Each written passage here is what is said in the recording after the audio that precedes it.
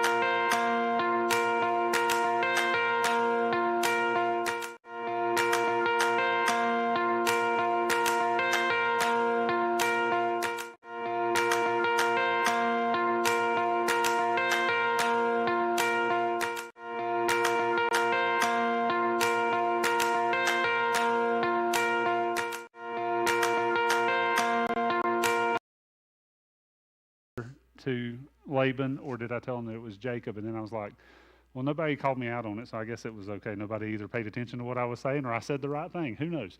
And so if I said this morning Isaac, I completely meant Jacob. And if I said Jacob, I don't know what we're talking about. So we are in Genesis chapter 28 tonight, but we're starting looking at the end of the end of chapter 27 because this helps to paint the picture of what we're experiencing through chapter 28. And so we're going to be looking tonight at Jacob fleeing from his brother Esau and going to Haran or Padan Aram, and him staying with his uncle Laban for a while. And so we'll be looking at that. But to keep us on track as we try to each time, sort of mentioning how much time has passed and how old people are. The difference between last week's study in Genesis 27 and this week's study in chapter 28, there's no time that has passed. So that still means that Isaac is 137, Rebekah is 116, and the twins are 77 years old, and it's still the year 1709-ish BC. And so let's look at Genesis 27, verses 41 through 45 for this grudge that Esau is holding against Jacob. So it said, Esau held a grudge against Jacob because of the blessing his father had given him. He said to him, "The days of mourning for my father are near, then I will kill my brother Jacob." When Rebekah was told what her older son Esau had said, she sent for her younger son Jacob and said to him, "Your brother Esau is planning to avenge himself by killing you. Now then, my son, do what I say. Flee at once to my brother Laban in Haran. Stay with him for a while until your brother's fury subsides. When your brother is no longer angry with you and forgets what you did to him, I'll send word for you to come back from there. Why should I lose both of you in one day?" So this, paints the picture for us that, Esau was not going to let the blessing that Jacob stole from him go away easily. He wasn't going to let those feelings of hurt and pain just subside very quickly. He was holding a grudge, and we're not really surprised by that when we look at the type of person that Esau was. And so he's nursing this grudge, and he vowed that he was going to kill Jacob as soon as his father had died and the mourning time was over for Isaac. And so Rebekah is told of Esau's plan and she immediately talks to Jacob. And so she immediately talks to him and warns him, and she sets in motion another, you may want to call it well thought out plan on her part to keep Jacob from being killed by Esau. And Rebekah's plan was for Jacob to go and live in Haran, where she had grown up, and for him to go under the protection, basically, of her brother Laban. And so that was her plan, and said that she would send for him as soon as the coast was clear, as soon as his brother had sort of lost the anger and let go of the grudge. She would send for him and he could return home. And she even mentions that she's worried that if Jacob didn't flee or did not flee and go to Laban, that both of her sons would be lost because of Esau planning to go through with his plan. And so two things stick out to us in these just few verses here. First, if Esau said his revenge plan to himself, how did his mom hear about the plan? And, because it says that Rebekah was told what he said, what Esau said. And the best explanation that I read this week said that Esau, staying true to his own personality, didn't keep his plan to himself. So even though he may have originally thought the plan, I'm going to kill him. He took my blessing. As soon as Dad's gone, I'm going to kill him. And that was his plan. He just didn't realize it was going to be 43 years till Dad died, so he would have had to nurse that grudge for a long time. And could he have done it? Yes. There's people that hold grudges for much longer than 43 years. But what we see is just because he thought it to himself doesn't mean that that was all that it came to. He probably started complaining to his wife. or wives, he probably said something to some of the servants. And somehow word gets back to Rebekah about it. And it may have been that he told his wife or a friend or a servant. And if he told his wife and she was afraid that if he went through with it, something would happen to Esau, that there would be punishment against him. And that leads us to the second thing that is sort of sticking out to us in these few verses, is Rebekah's concern for the lives of both of her sons. Because if Esau goes and kills Jacob, well, that doesn't mean that Esau's, automatically going to die. But what we see is that, Esau could have been put to death a couple of ways. Because first off, he could have been killed by a family member avenging Jacob, much like we see with Cain, how he was concerned that someone would come and avenge Abel's death and kill him. And so it would be something very similar in that case, that he might be worried, because Jacob didn't have any children at this point, but his fear was that there might be a cousin or a servant that the family hires to do something like that, or extended family that may do something like that. But it also could have been that Esau could have been ordered by a judicial decree, that it would have been basically, he's broke the law, he's killed somebody, and our community rules say that you kill somebody, then you get executed. And it may have been that was her concern, that he would be put to death for taking an innocent life.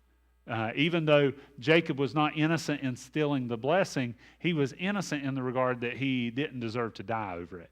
And so what we see here is that Jacob's death would not have been self-defense per se.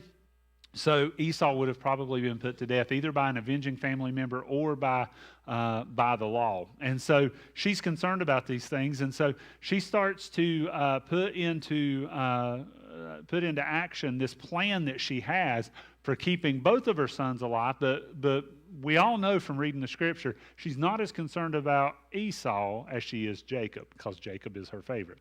And so let's look at how her plan is basically, Jacob needs a wife. And so we see this beginning in verse 46. It says, Then Rebekah said to Isaac, I'm disgusted with living because of these Hittite women. If Jacob takes a wife from among the women of this land, from Hittite women like these, my life will not be worth living. So Isaac called for Jacob and blessed him. Then he commanded him, do not marry a Canaanite woman. Go at once to Padan Aram, to the house of your mother's father Bethuel. Take a wife for yourself there from among the daughters of Laban, your mother's brother.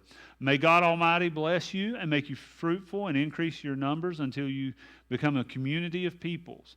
May he give you and your descendants the blessing given to Abraham, so that you may take possession of the land where you now reside as a foreigner, the land God gave to Abraham. Then Isaac sent Jacob on his way, and he went to Padan Aram to Laban, son of Bethuel the Aramean, the brother of Rebekah, who was the mother of Jacob and Esau. And so we see that Rebekah, she's wanting to put I just thought about this as I was reading that, because of the way it sounds when you read it aloud rather than reading it in your head as you're studying. It was kind of funny, because as I read that, you almost get the feeling that Rebekah's like, she's really trying to sell this. I'm going to die if, it's just, you feel like she's just sort of overreaching on this, It's like, you're being a little extra with all of this. And so, but it's kind of interesting how she just is going above and beyond to try and sell that she does not want Jacob to marry a Canaanite or a Hittite, but instead marry a good Jewish girl, so to speak. And so Rebekah shows us here that for at least the last 1,700 years that women have had an idea and found a great way to get their man to think that it was his idea. That's just, that's what we see here, is that she's like, I've got this idea and I'm going to get him to think it was his idea. And let me ask you, who ends up blessing him and sending him to Padan Aram? Isaac does, right? Was it Isaac's idea? No. Whose idea was it? Rebekah. And so at least for, I say 17, I guess it'd be 3,700 years. So it's been a long time that that whole, oh yeah, honey, it was your idea, has been a tool in a lady's toolbox. And so Rebekah starts to implement her plan.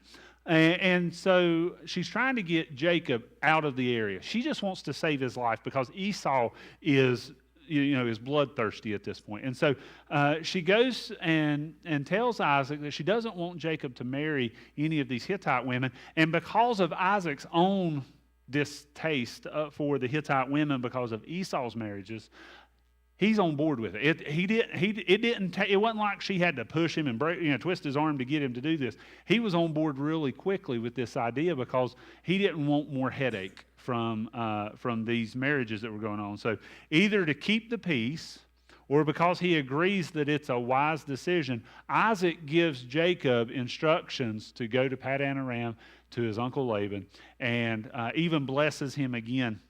And so he basically tells him, go to Haran and marry one of Laban's daughters. And so he doesn't tell him that he needs to marry multiple daughters or anything like that, as we know will end up happening. But we also see that as he sends him on his way, he also blesses him again, and blesses him that God might give him a large family, a community of peoples. And I know different translations read, some say assembly of peoples and things like that.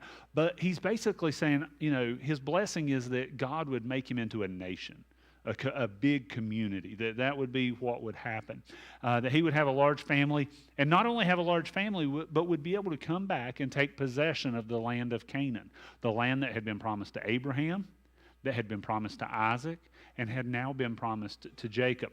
And so this blessing is definitely different from the blessing that he stole from his brother Esau by deception, but this is more in line with the promises that God had given to Abraham in regards to a large family and in regards to the possession of the land of Canaan. And so we're going to see in verses 6 through 9 of chapter 28 how Esau decides that taking another wife is a good idea for trying to get in mom and dad's good graces maybe. So let's look at verses 6 through 9. It says, Now Esau learned that Isaac had blessed Jacob and had sent him to Padan Aram to take a wife from there, and that when he blessed him, he commanded him, do not marry a Canaanite woman. And that Jacob had obeyed his father and mother and had gone to Padan Aram. Esau then realized how displeasing the Canaanite women were to his father Isaac. So he went to Ishmael and married Mahalath, the sister of Nebaioth, the daughter of Ishmael, son of Abraham, in addition to the wives he already had. And so despite this grudge that Esau had against his brother Jacob, what we see is that Esau kept up with what was happening with Jacob. I guess if you are looking to murder someone, you want to know, are they leaving the area? You're probably keeping tabs on them pretty well. And that's what Esau was doing. He was keeping up with what was going on in Jacob's life. And so he finds out that, Jacob is headed for Padan Aram. And so he found that out, and that it was all centered around getting Jacob a wife. And so what stuck out to Esau, was the fact that Isaac told Jacob not to marry a Canaanite woman. And so, they've already, Isaac and Rebekah have already had issues with the Hittite women, the Canaanite women. They've already shown their displeasure for this. And, I'm sure that there's been plenty of conversations between mom and dad and son about the women that he was married to. So this isn't like this is the first time that he's heard this. And so somehow this is what it took for Esau to realize that his Canaanite wives were displeasing not only to his father, but also to his mother. And he's probably not very concerned about what his mother thinks. They probably didn't have a great relationship, or maybe even any relationship at all. But we see that he's concerned about what his father thinks. And that probably has a lot to do with the fact that, they had the boys had sort of gravitated towards different parents. But chances are that this wasn't the first time that he had heard this from his father or from his mother, but something about this instance was different. There was something about what happened here that it clicked with him, that just what kind of mistake he had made in marrying the Hittite women, and how it flew in the face of what his father wanted for him and what his father expected of him. And so Esau came up with, he is his mother's child. He comes up with his own plan of, I know how to fix this. And what does he do? He's like, I'll marry another woman. And what does he do? Trying to stay within the family, thinking that that is what will make his father happy. Instead of going to Padan Aram and marrying a good Jewish girl, he goes and marries an Ishmaelite. And so for him, that was his answer. That was his way of pleasing his father and trying to start to fix the breakdown in relationship between them. And so what he ends up doing is he goes to Ishmael and marries one of his cousins. He married a lady named Mahalath. And Esau's decision here to go and marry her only compounded issues. Not only did he keep his Hittite wives, as we're told in the scripture, but again, he didn't marry into the correct part of the family that God had intended for him to marry into. Because even though Ishmael was Abraham's son, he was not in the line of promise coming from Abraham in that family line. He was the child that sort of sat outside of the promise in that regard. And so, even though it's like Esau, it's like even for the best of intentions here to try and please dad and try to do something in a semblance of being right, he's still, it's not, there's still something missing. It's still not clicking with him completely about what's expected of him and what would have been expected from him if he had retained the birthright and the blessing and the direction that God would have wanted for those. So what we see in verses 10 through 17 is the famous Jacob's ladder. And so let's look at verses 10 through 17 and see what happens when Jacob goes on his trip to Padan Aram. It says, Jacob left Beersheba and set out for Haran. When he reached a certain place, he stopped for the night because the sun had set. Taking one of the stones there, he put it under his head and lay down to sleep. He had a dream in which he saw a stairway resting on the earth and its top reaching to heaven. And the angels of God were ascending and descending on it. There above it stood the Lord, and he said, I am the Lord, the God of your father Abraham and the God of Isaac. I will give you and your descendants the land on which you are lying. Your descendants will be like the dust of the earth, and you will spread out to the west and to the east and to the north and to the south. All peoples on earth will be blessed through you and your offspring. I am with you and will watch over you wherever you go, and I will bring you back to this land. I will not leave you until I have done what I have promised you. When Jacob awoke from his dream, or from his sleep, he thought, surely the Lord is in this place, and I was not aware of it. He was afraid and said, how awesome is this place? This is none other than the house of God. This is the gate of heaven. And so Jacob listens to his dad, and he leaves Beersheba, and he's headed from Beersheba up to Haran. And again, that's like 400 to 500 miles, depending on the route that they would take, because they wouldn't just go straight up through here. They probably would have to avoid the mountains and come around to Haran that way. So it's probably closer to about 450 miles from Beersheba. But he traveled and gets to Bethel, and the travel to Haran would have taken about 16 to 20 days from Beersheba. It depends on how many miles he would get to cover, and with him by himself, he could cover more ground, wouldn't have to wait on a large group or anything like that. But since he was alone traveling through a dangerous country, he probably traveled as quickly as he could, avoiding the towns and cities because of the danger that would bring to him. And so he traveled about 55 miles, because we know where Bethel was and we know where Beersheba is. Or where both of those are. Bethel is not really a city anymore; it's ruins. But there's really strong indication to where that's at, and it's about 55 miles from Beersheba. And so for him, this would have taken probably 2 to 3 days, but he probably did it in 2 days, since it says that he arrived after sunset.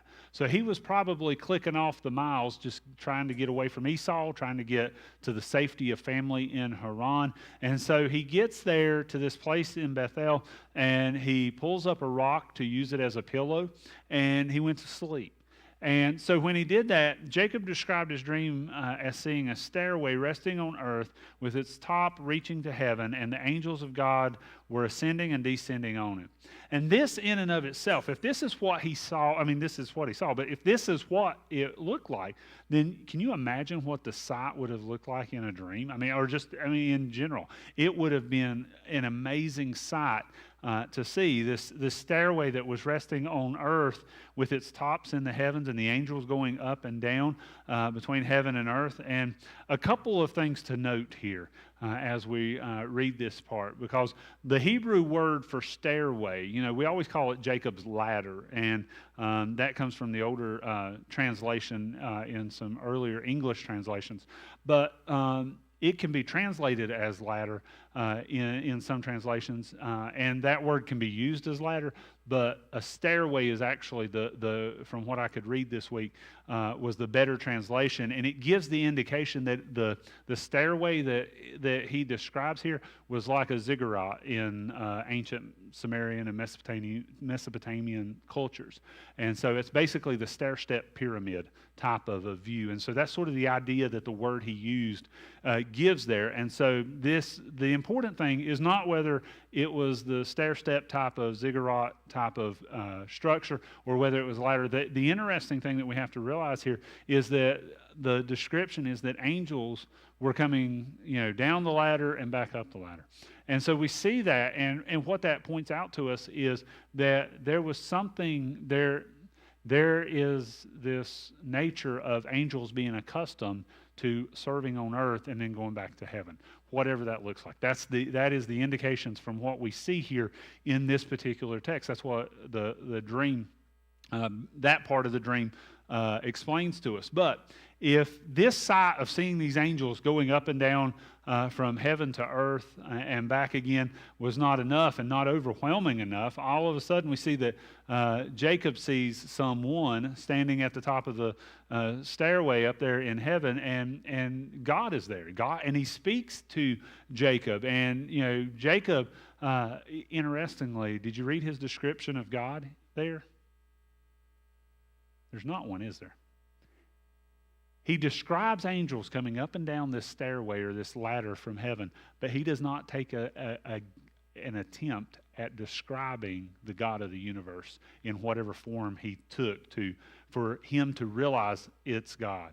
And that's something that is kind of interesting because, everybody, wants to, think about, well, what would God, if he appeared to us in a physical form outside of Jesus Christ, what would that look like? And Jacob doesn't even touch on it. He doesn't even attempt to describe, but he knows that it's God. And, that he's standing there and he speaks to him. And Jacob recognizes that it's God. There's never he doesn't say, I saw God at the top of the stairway and I had no idea who he was until he said, I am God, type thing. But what it is he recognizes him. And so that is powerful in and of itself. But God identifies himself as the God of Abraham and Isaac and not the God of who? Jacob. He identifies himself immediately as the God of Abraham and Isaac, and proceeds to promise Jacob the promises that he had given to Abraham. I'm going to make you into a mighty nation, and I'm going to give you the land of Canaan, and you're going to spread out to the west and to the east. You're going to spread out to the north and the south. You're going to inhabit all of this land. And it's, the same promise that Abraham had received. It's the same promise that his father Isaac had received and even passed along to Jacob. And so God promised Jacob in verse 13, the land of Canaan. In verse 14, many descendants. In verse 14, again, the world would be blessed through his family line. And in verse 15, that God would not leave him and that God would bring him back to Canaan. So those promises are, for all intents and purposes, identical to what God had promised Abraham all those years ago. And so God's promise to never leave Jacob probably stood out to him because God was saying that unlike the territorial or regional gods that like the Canaanites had, God would be with Jacob wherever he traveled. And that is groundbreaking in this time and culture, that your God is not tied to a temple, that your God is not tied to a particular idol, that your God is not a regional God that will stay in that place. He's traveling 450 miles from home, and God is going to stay with him the entire time. I'm going to be with you while you're in Haran. I'm going to bring you back here, and then your family's going to spread out, and I'm going to be with all of them as well. And so it's powerful that God breaks the mold for what is expected of deities in this time and in this region of the world. And so, which we wouldn't expect anything less, but it's awesome that we when we dig into the scriptures, we're able to see that. And so Jacob woke up from this amazing dream, and he was awestruck.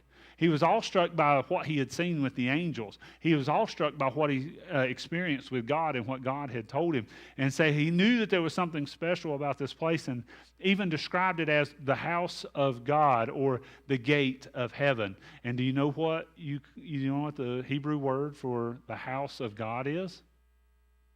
Who said that? Bethel. And so he's in a place that eventually is named Bethel, and here he is seeing that this is what it is. It is the house of God there, so to speak, or the gate of heaven. And so verses 18 through 22 help us to see his oath and this development of an altar there at Bethel. So look at verse 18. It says, "Early the next morning, Jacob took the stone he had placed under his head and set it up as a pillar and poured oil on top of it. He called the place Bethel, though the city used to be called Luz. Then Jacob made a vow, saying, 'If God will be with me and will watch over me on this journey I am taking, and will give me food to eat and clothes to wear, so that I return safely to my father's household, then the Lord will be my God, and this stone that I have set up as a pillar will be God's house, and of all that you give me, I will give you a tenth.'"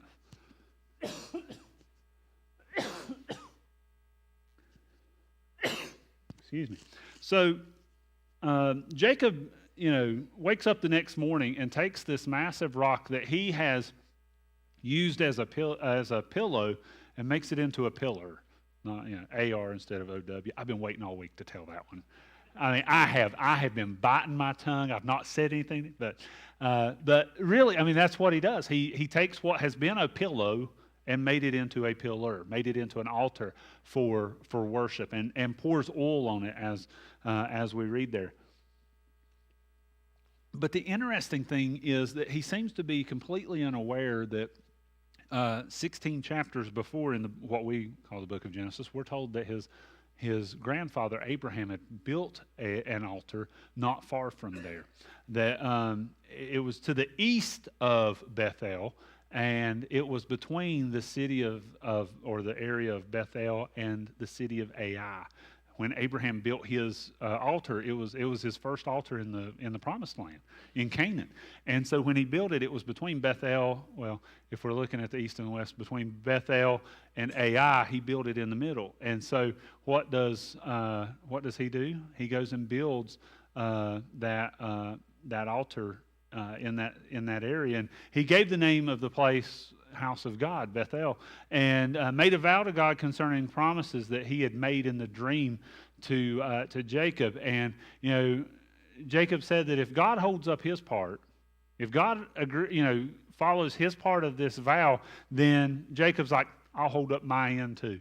You can be my God if you do these things for me. That's basically what it sounds like. That Jacob being the swindler, the deceiver, the one that's always trying to wheel and deal and make something into his favor in some way, is trying to do the same thing with God. He said that if God holds up his part of the vow to be with him and protect him and bring him back to Canaan, then Jacob will make God, or make the Lord his God, and he'll give him a tenth, a tithe of all that God gives to him, all that God blesses him with.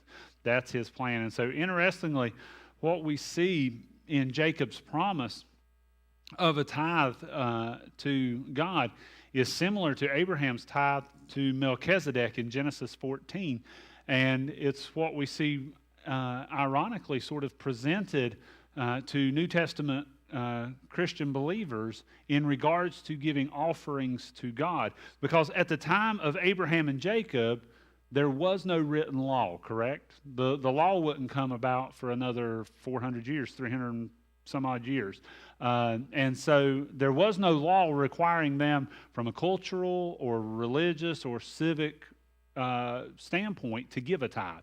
There was nothing like that that was required of them to give a tenth at this time, but they did it, and they, Abraham gave it to Melchizedek as basically a free will offering, and we see the same thing with Jacob right here. And so they were willing to give an offering that reflected their desire to give to God. That was what it was about. God was doing things in their life, and so they're giving this offering to God. And so the Old Testament, as we know, required the Jews, after the law was put in place, for them to give a tithe for their societal reasons, for cultural reasons, for religious reasons, civic reasons. But the New Testament has no giving mandate like that.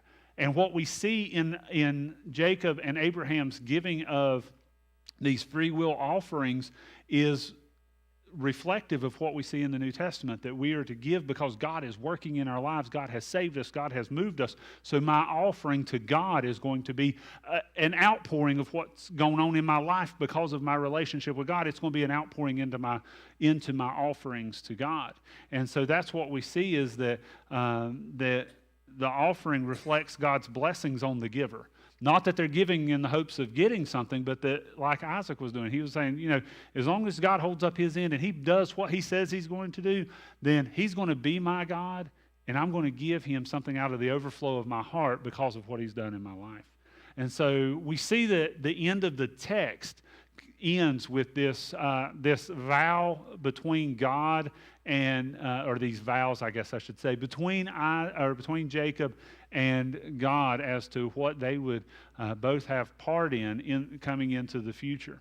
And so we're going to close out looking at the lessons that we learn from this story. And chapter 28 shows us that we learn that God is with us no matter where we go in life. No matter what we face, no matter what we're dealing with, God is with us. Because, up until this point in Jacob's life, it seems like he had no real connection with God. He knew about Abraham's God. He was a teenager when Abraham died. He knew about Isaac's God, and had probably watched Isaac make sacrifices, had heard Isaac talk about God and the promises of God and the blessings and things like that. But he really, we've talked about this, him referring to God when talking to Isaac as your God and not my God. And so there really hadn't been much of a connection outside of his father and grandfather's connections to God. He was sort of riding on the family coattails, so to speak, when it came to God. But here Jacob finally comes literally face to face with God, and it changed his life. Did that mean that he was a perfect person after that? By no means, no. He was not. But what we see is that it definitely changed his life. And Jacob never becomes a perfect person, and even repeats the issue of favoritism that he saw with his own father and Esau and his mother and him. He does that with his own son Joseph. And he plays favorites there, even though he saw how destructive it would be. So by no means was he a perfect parent or a perfect person. But what we do see is that Jacob's life is a life devoted to God moving forward, that he's pursuing God and he's pursuing that relationship. Because of God's vows to Jacob, he took seriously what it meant for the Lord to be his God. We see that moving forward from here, where it was sort of a disconnect for him for the first 77 years of his life. I mean, it's crazy to think that, but that's the case. He missed it for so long. Now, since Jacob was in fellowship with God, God held up his end of the vow. God did what was promised. God promised to be with him no matter where he went in life. And as mentioned earlier, this was probably viewed as a geographical thing for Jacob. That Jacob was under the mindset, well, God's going to be in Beersheba with mom and dad. I'm going to have to find my own gods. I'm going to have to find my own deity to protect me. And when I get to Bethel, I'm going to have to find this God. And when I get to Jerusalem, I'd have to find this God. And when I get to Damascus, I'll get a Syrian God. And he's probably already thinking in that direction. But here he is. He's planning to travel 400 or 500 miles from home, and all of a sudden it stood out for him that God was going to stay with him. that this God that met him at Bethel was going to stay with him and not be a territorial or regional God like the Baals or Asherah or anything like that. But what Jacob would see in his life was that no matter what he faced, no matter where he was at, no matter how trying his times were, because I'm going to go ahead and ruin it for you, he has to spend 7 years working for his father-in-law to marry one of his wives, and then to marry the one that he thought he was going to marry to begin with, he has to work another 7 years. And so he has to work 14 years for two women to marry them, to be able to marry them. And for him, I'm sure that there were days, especially in that first 7 years, that, for him to work to marry someone that, basically that he doesn't even, wasn't even interested in. For him, I'm sure there were days where he's like, I'm just going to throw my hands up. This is just too much. I'm going to leave.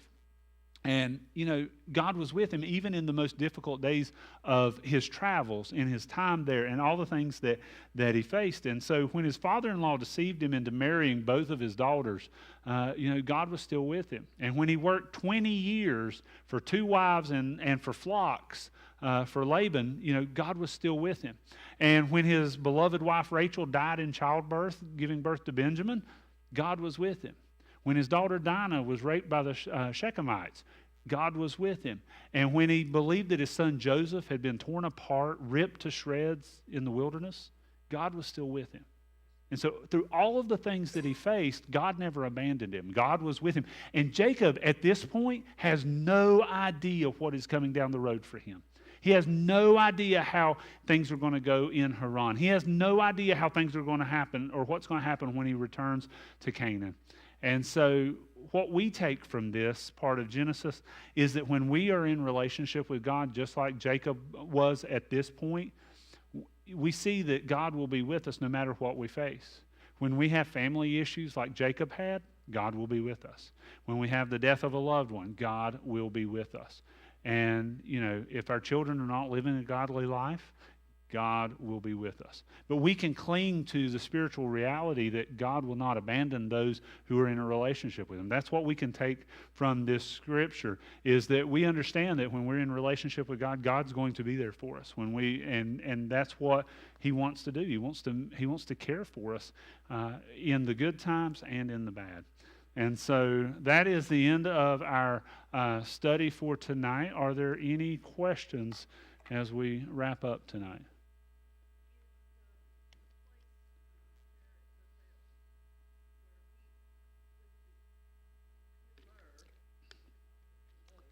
It was a pillow first. Oh, I'm sorry.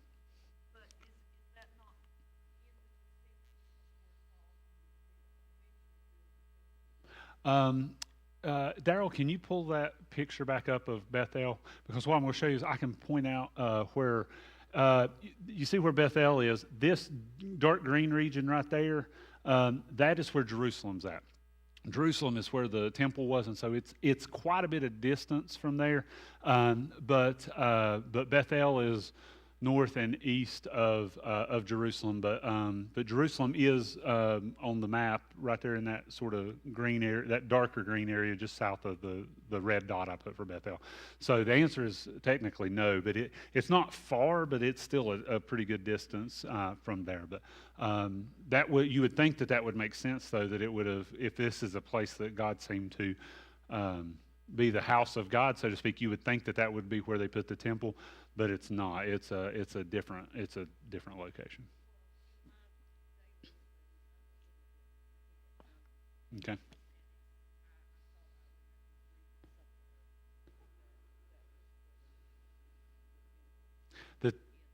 The temple is said to be on Mount Moriah, which is the place where Isaac was put on the altar and was going to be sacrificed by Abraham. And so and Abraham did build an altar there, but that was a different altar, and it was years later. I mean, it was many years later, because he was about 75 when he came through and built the altar between Bethel and Ai, because that was his first one. And then Isaac is born when he's 100, so that's 25 years, and they think Isaac was 20 when that happened, give or take. So it was probably 45 years between the time he built the altar between Bethel and Ai, and he built the altar on Mount Moriah to sacrifice Isaac. So that's a good question. Was there another question?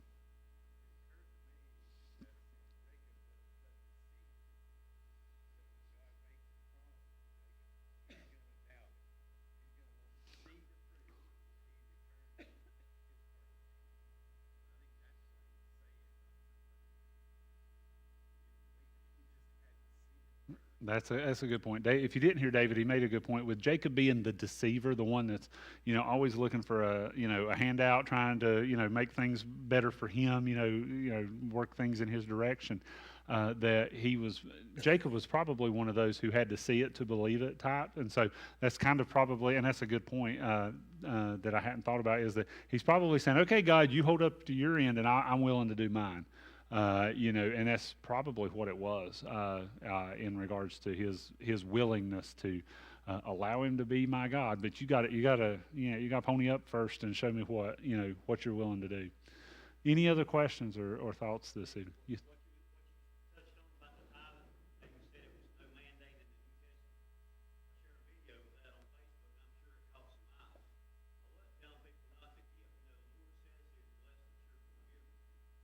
Right. Mm-hmm.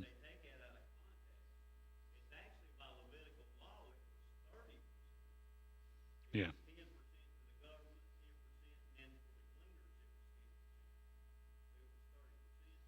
And that's once the law comes in, and that's the thing about what we see with Abraham giving to Melchizedek and Jacob giving, willing to give to God. And for him, and I will use this as another point to teach as well.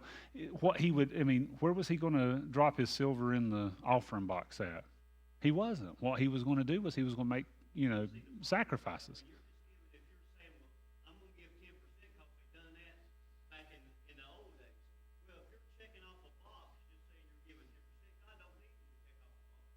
Sound a little bit like a Pharisee, wouldn't we? Right. And that's the thing, is that what Jacob is doing here is laying the groundwork for us for what it looks like in the New Testament to give free will offerings. God has changed me, so I'm going to give, and that giving may be, if you want to get to the numbers, it may be 8%, but that's what God has commanded this person to give, has led this person to give. And for somebody else, it may be 20%. Or 30%, like we were talking about there, if you're looking at numbers. But the reality is, when it comes to giving, we see God blessing our church through giving. There is no way that you can see the information that we shared this morning and be like, I don't know that God's blessing our giving. Yes, He is. He's blessed our church through the giving of the people. But what the reality of that is, it's what we see being lived out is what you see here with Jacob, is that it's free will giving, that people are saying, what, God has blessed me. God has moved my heart, and I'm going to give in accordance with what I feel He's leading me to give, and God is blessing that, and God is moving in a powerful way, because I knew some of what David was going to share this morning, but when he shared that that information, it's amazing when we really look at how God is continuing to bless, even when we've got four Sundays this January and 5 last time, and we still have within what was it, 1% of the 3.5% for the 4 Sundays over the 5 Sundays from last year. Yeah, and so for us to see that, it shows you the principle of what we see here with Jacob and his giving, this idea of giving to God simply because he's changed his life, is what we're seeing played out, firsthand here in our own church. And so that's awesome. That's an awesome thing to really think about. Any others? Yes, ma'am.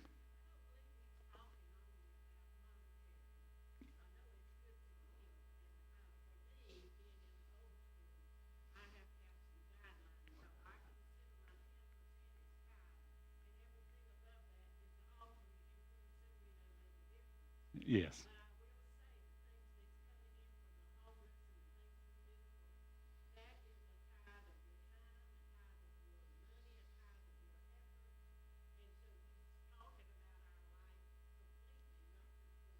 And that's what we see with Jacob. And that was sort of the point I was starting to make there, was that, he didn't have an offering box to put a true tithe in. But what he would have done is he would have given out of everything that he had, which would have been animal sacrifices and other things. But what we see is that, he promised at least a tenth of what he had.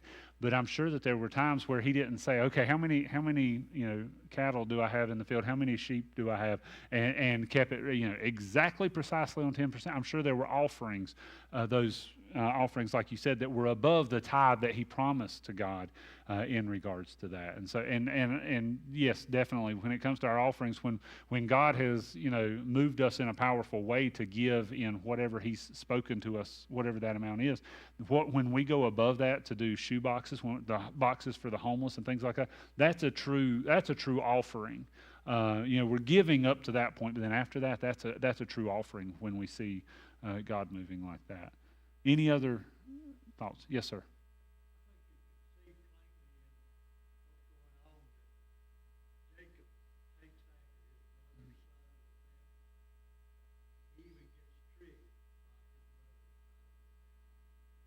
He gets a taste of his own medicine.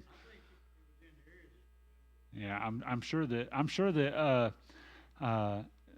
Rebecca learned a thing or two from growing up with her brother Laban, and that's probably part of why she did the things she did and acted the way she did.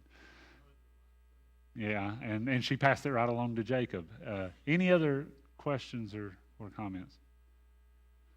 All right. Well, if there's not any others, then we'll be wrapped up for this evening. Thank you for being here tonight. And just a reminder that Wednesday night we will be starting, we did our introduction to the book of Ephesians last week. And so we're actually going to be digging into the first chapter of Ephesians this Wednesday night. We'll start that. Next Sunday Saturday is the Valentine's banquet, and then next Sunday morning is Baptist Women's Day, and so our ladies will be commandeering the service, so to speak, and leading us in that, and so we're looking forward to the service there, and then Sunday night we'll be in the next chapter, in chapter 29 of Genesis, and so I hope that you'll be with us for those times as well. And so I would ask you, hey Billy, can y'all go ahead and kill the live feed for us? Be in prayer for the situation that